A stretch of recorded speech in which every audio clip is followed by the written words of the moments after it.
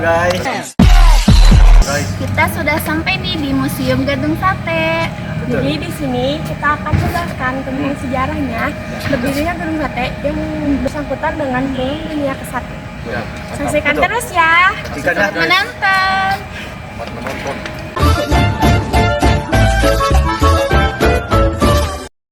Pemandangan pertama ketika masuk adalah sajian instalasi modern tentang perkembangan Bandung dari masa ke masa serta sejarahnya. Konsepnya keren banget, mulai dari tahapan prolog, eksplorasi, dan kontemplasi tentang arsitektur dan nilai sejarah Bandung dan Gedung Sate. Selain edukatif, displaynya juga menarik dan menggunakan teknologi digital interaktif. 3 dimensi laser scanning, 4 dimensi proyeksi, virtual reality. Bagian lorong dimanfaatkan dengan baik, terdapat hologram yang berubah-ubah gambarnya, mini teater dengan kursi yang sangat nyaman, dan diakhiri dengan lorong yang dipenuhi lukisan karya seniman Bandung. Halo guys, jadi kita berdua di sini mau bahas sejarah pembangunan Gedung Sate. Jadi pada tahun 1920, pembangunan Gedung Sate dimulai dengan peletakan batu pertama pada tanggal 27 Juli 1920. Penggalian tanah dilakukan untuk menanam konstruksi beton bertulang sebagai fondasi bangunan dan bangunan ruang bawah tanah, dilanjutkan dengan pembangunan lantai pertama hingga ketiga. Kemudian pada tahun 1921 selesainya pengerjaan ruang bawah tanah hingga lantai ketiga, dilanjutkan dengan pengerjaan konstruksi lengkung untuk pintu dan jendela gedung serta kolom pojok gedung bagian dalam dan luar. Selanjutnya di tahun 1922 dimulainya pembangunan menara gedung beserta penyelesaian dinding luar, perataan lahan sekitar, dan pengerjaan atap. Selanjutnya pada tahun 1923 dilakukan penyelesaian bagian dalam aula lantai 1 serta penyelesaian ornamen kolom di aula gedung. Kemudian pada tahun 1924 menara selesai dibangun. Bagian dinding disempurnakan dan diletakkan ornamen-ornamen batu di sekeliling bangunan Gedung Sate. Akhirnya selesai dibangun seluruhnya. Di sini kita bisa lihat gedung satenya. Nah, Perang Dunia ke-1 sendiri membawa perubahan dalam dunia industri dan teknologi yang sedikit banyak mempengaruhi dunia kolonial termasuk di Hindia dan Belanda. Gedung Sate pada awalnya dibangun sebagai kantor pemerintahan Belanda di Bandung dan menjadi simbol kekuasaan kolonial. Meskipun tidak secara langsung terkait dengan Perang Dunia ke-1, periode tersebut memberi dampak pada kondisi politik dan sosial di Indonesia, yang pada gilirannya mempengaruhi sejarah gedung ini dan penggunaan lahan di sekitarnya. Selanjutnya, di sini ada Gedung Sate. Gedung Sate tidak langsung terkait dengan Perang Dunia I, tetapi pembangunannya pada 1920 dipengaruhi oleh dampak perang setelah perang arsitektur global berkembang ke gaya yang lebih modern dan efisien. Seperti yang terlihat pada desain gedung Sate oleh J. Gerber. Selain itu, biarlah dan ekonomi yang terdampak perang tetap berusaha memperkuat koloninya dengan proyek modernisasi. Pembangunan Gedung Sate juga mencerminkan dinamika kolonial, termasuk penggunaan tenaga kerja pribumi dan material impor yang mungkin terpengaruh kondisi pasca perang. Pada 1948, tepatnya pada 23 Februari sampai 5 Maret, Gedung Sate digunakan sebagai tempat penyelenggaraan Konferensi Jawa Barat III untuk membentuk negara federal baru. 24 April, pelantikan EAA Wiranata-Kusuma sebagai wali negara Jawa Barat yang kemudian diubah namanya menjadi negara Pasundan. Walaupun menjadi wali negara Pasundan, Wiranata-Kusuma V adalah pendukung Republik. Salah satu tujuan Wiranata-Kusuma V mau menjadi wali negara Pasundan adalah supaya negara boneka buatan Belanda itu dikuasai oleh pendukung Republik Indonesia. Lalu di sini ada Sirina. Saat pembangunan gedung sate selesai pada tahun 1920.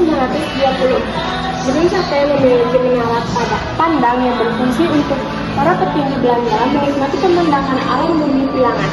Saat ini di bagian menara gedung sate terdapat sebuah sirina yang ditempatkan pada mulut tangga yang tidak jadi dibangun.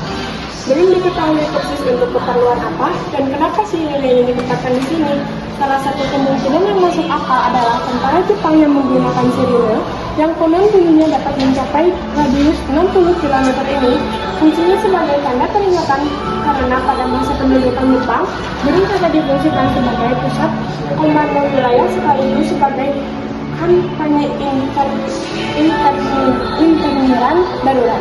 Teknologi ini kini masih berfungsi dan dimanfaatkan dengan tujuan yang sama oleh pemerintah Republik Indonesia. Sirine dibunyikan setiap 17 Agustus, yaitu pada upacara peringatan kemerdekaan Republik Indonesia, dan 3 Desember pada peringatan Hari Bakti yang merupakan peringatan atas peristiwa 3 Desember 1945 saat 7 orang pengawal PU gugur dalam pertempuran mempertahankan gedung sate.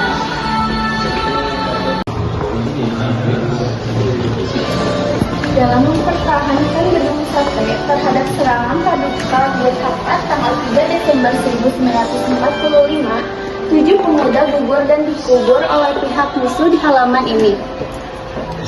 Bulan Agustus 1952 diketemukan jenazah Syuhodo, Didi, dan Musharudin yang dimakamkan di Taman Pahlawan Cikuntra. Jenazah Rana, Sobangat, Suryono, dan Susilo tetap di sini. Bandung, 31 Agustus 1952. Di sini ada tokoh Hendrik Tilema, pengagas ide pemindahan ibu kota Hindia Belanda. Tilema ke Jawa tahun 1896 untuk bekerja sebagai inspektur kesehatan di Semarang. Berdasarkan studi kelayakan kesehatan kota yang dikerjakan pada tahun 1916, beliau mempunyai kesimpulan bahwa kota yang terletak di daerah tepi pantai kurang sehat karena lingkungannya yang panas, lembab, dan berdekatan dengan rawa sehingga pengembangan kota seharusnya di daerah pegunungan. Ada Profesor Dr. Insinyur James Fokker, pendukung ide pemerintahan ibu kota Hindia Belanda. Fokker adalah rektor magnificus pertama di Institut Teknologi Bandung. Beliau mendukung dan menyampaikan rekomendasi kesehatan oleh H.F. Tilema tersebut kepada Gubernur Jenderal Hindia Belanda.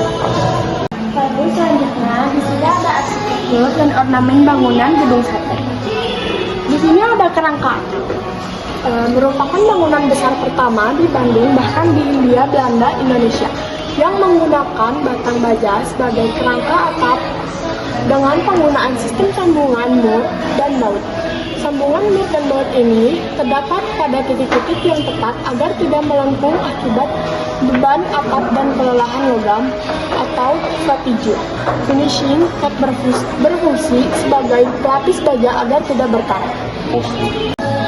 Oke, selanjutnya ada balok perintel. Balok perintel pada bangunan ini banyak berbentuk lengkungan yang berfungsi menahan beban dinding dan berat pada bidang bukaan. Selanjutnya ini ada atap menara. 3 atap tumpukan pada menara menyerupai bentuk balai nyungcung, yaitu bangunan umum tradisional yang ada di wilayah Tatar Sunda atau Tanah Sunda.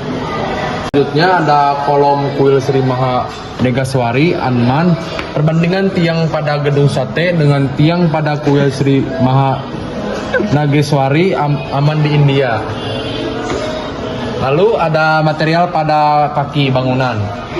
Material yang digunakan sebagai ornamen di sekeliling bagian bawah merupakan batu andesit berwarna kelabu dengan struktur kristal kasar dan berinklusi mineral biotit berwarna.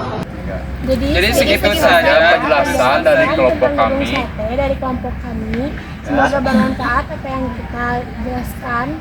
Bye bye guys. Bye.